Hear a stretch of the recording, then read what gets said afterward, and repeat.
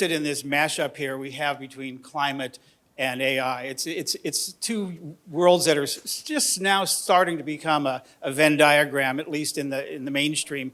But I was thinking about those two things. On the one hand, you've got something that's kind of dark and despairing and increasingly talked about in terms like apocalyptic or even existential as we find ourselves in uncharted territory thanks to feedback loops and tipping points that we have never seen before and that we don't fully understand. And what we do understand is that we are in some uncharted territory, that we're going to be disrupting and reinventing and reforming almost everything we do. That's on one side. And on the other side is, well, climate change. And so that was actually supposed to be a joke, but that's all right. It's okay. We'll get there. But the fact is that we're still trying to figure out how these things knit together.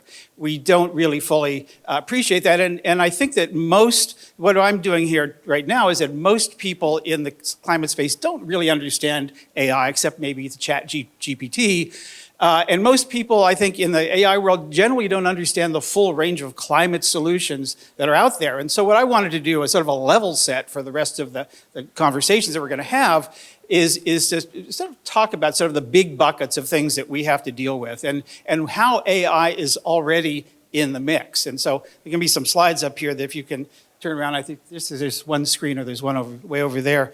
But if we talk about the big buckets, we're talking about energy, we're talking about the transportation, the built environment and cities, we're talking about manufacturing and materials, we're talking about food systems, and we're talking about how do we protect and enhance the ecosystems and biodiversity that we need to do everything, including live, but also to protect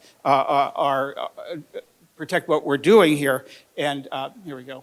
So here's just an energy. Consider these sort of random points. These are things that are already happening about how we optimize. You'll see the words optimize, predict, analyze, and monitor come up on a lot of these slides of what's happening in energy and data center cooling and predicting things and improving security and reliability. Again, these are things that are happening here and now with AI. And we're not going to go through all of these, I don't have time, but just to briefly touch on transportation, logistics, how do we move things around?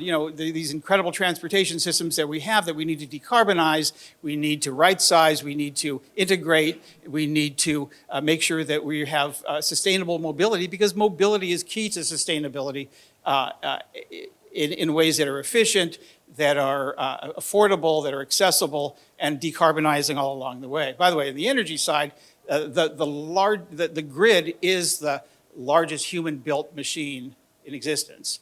And we have to learn how that knits together with transportation and with all of our systems in a way that we decarbonize and make accessible, as we do with transportation, to everybody, everywhere in an affordable way. Built environment, you'll hear my friend John Picard talk a little bit about that in a little bit later, but how AI is already being used to predict energy use and patterns and monitor and optimize the flow of people and traffic and real-time insights into air, water, temperature, humidity, wildlife, and everything else, deal with preparedness and disaster recovery, optimize the physical infrastructure, and on and on.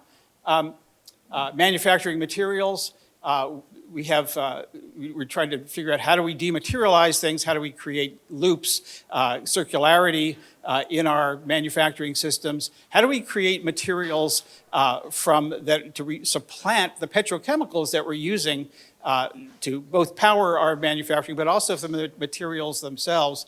My friend Sasha over here is with a company called Geno down in San Diego that's making chemicals at scale to supplant petrochemicals for things like nylon and things like palm oil and a number of other intermediaries from plants, as opposed to starting with petroleum. And how do we analyze our material properties? How do we get there faster of all the different possibilities? Again, these are things in the here and now. And food systems, Himanshu will speak in a few minutes, and I don't know if he's going to talk about food systems, but he's doing Climate AI. His company here in San Francisco is doing amazing work in helping both large agricultural systems, but also smallholder farmers in the developing world better optimize their systems so that they can feed into the markets and the supply chains that come to all of us.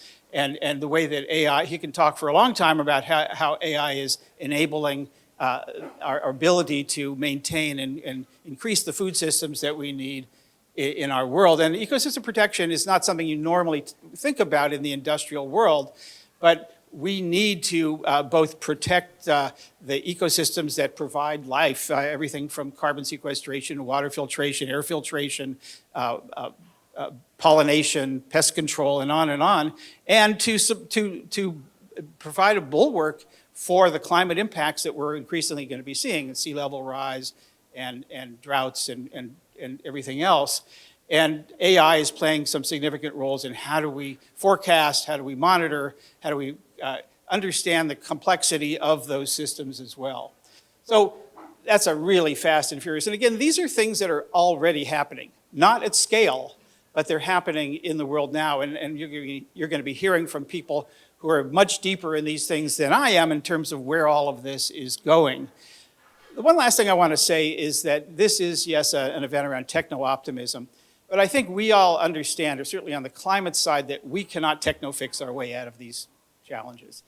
They're just simply too big, too complex, and we need changes in policy, in finance, personal behavior, political systems. There is a lot more to go here, and I think that I want to make sure that we don't put too much stock in technology in and of itself to address these things, that we have to understand the complexity that we're dealing with here, and yes, there are downsides, and we can talk about that, but I think we need to have, between the AI community and the climate community, a much deeper and engaged and honest conversation about what's possible, what's imperative, and where we all need to go from here, and I hope that we'll be having some of that tonight.